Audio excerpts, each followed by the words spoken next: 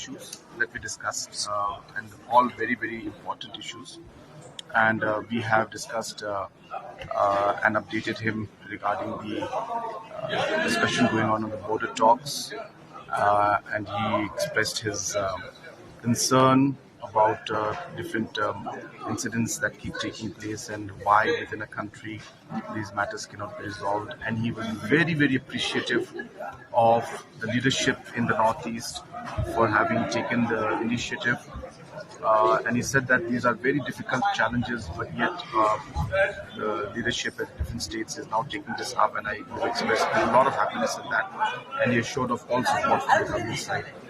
Similarly, for the talks with the HNLC also, he was very keen that there should be long-lasting peace in the state of Meghalaya.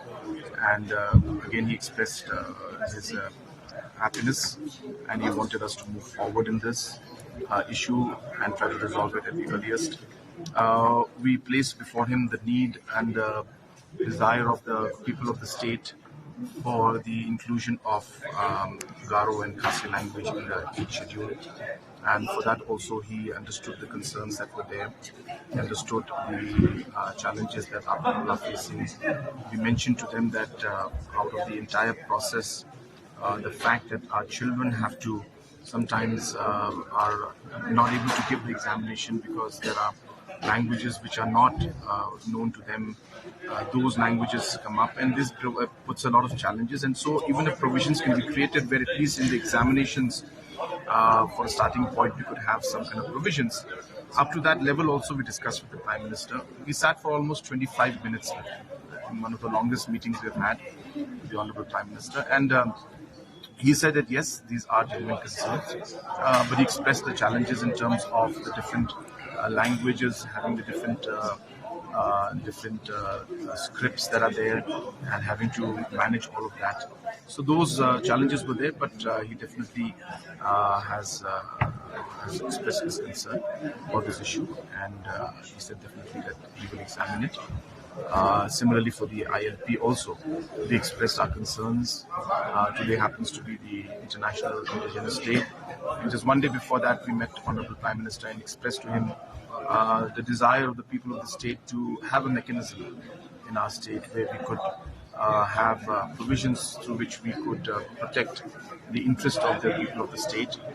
And hence we expressed that ILP is one of the ways in which we can do it. We have tried through MRSSA also. We explained to him about MRSSA also, and he gave us a very patient hearing about the externally aided projects. As you are aware that about 80% of the amount that comes to Meghalaya is repaid back by the Government of India. That is meant for the Northeast states, and hence Government of India approves the projects that are finally sanctioned. And the Government of India has made a comment, and Finance Ministry, that Meghalaya has applied and for more than 12,000 crores, which is higher than all the rest of the Northeast smaller states put together. So therefore, there has to be some kind of a control over Meghalaya's proposals, because they have taken more than what other small states have taken, and hence we requested the Honourable Prime Minister that we are performing. And the reason why we're getting these projects cleared by the different banks is because we have been able to implement properly and submit the necessary reports properly, and hence we should not be penalized for that. And so Honourable Prime Minister understood, and we told him also that based on the different life cycle approach that we have and how Government of India's programs are actually being complemented by these projects that we've taken up under the EAPs. And hence these EAPs are actually helping us in the overall goals and targets which Government of India itself has put forward and Government of India itself is trying to achieve. And we also shared with him some of the achievements of the state in terms of the Jal Jeevan Mission, in terms of MGNREGS, in terms of immunization, the health of women and especially maternal mortality, how it has come down drastically in the last 5 years. And we also shared with him some of our vision of the future, where we would like to ensure that there would be strong economic growth in the state, and we share about our vision for the $10 billion economy. So those are the matters that we discussed, and many more other things which, are minor in nature.